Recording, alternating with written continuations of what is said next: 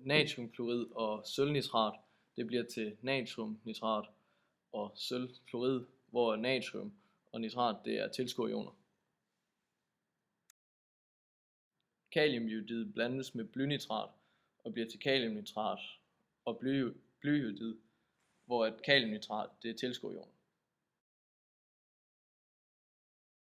Bariumklorid det blandes med kobbersulfat, hvor så det bliver til bariumsulfat og kobberklorid, hvor så der er to klorider, og så kobberklorid det er vores tilskuerioner.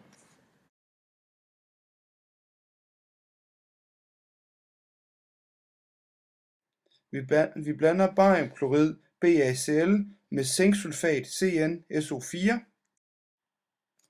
Ud af det får vi så BaSO4, som også er bariumsulfat, og den er solid, dermed er det stof, der bundfalder.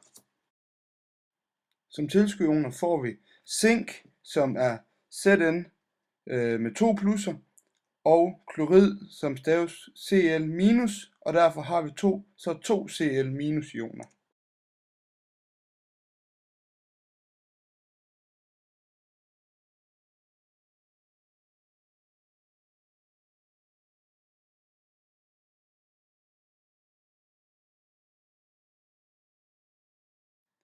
Vi tager sølvnitrat, AgNO3, og blander med KCl, kaliumklorid. Det bliver så til sølvklorid, som er AgCl, som er solid, og som tilskuerioner får vi K+ og NO3-.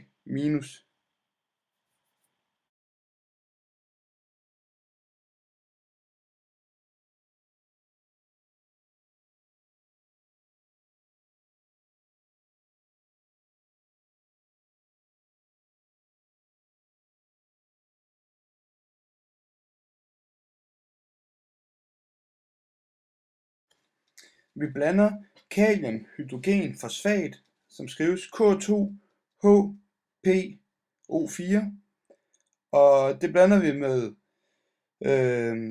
kobbernitrat, som skrives CuNO3+, og af kobbernitrat skal vi bruge 2 af dem, da Cu normalt er 2-.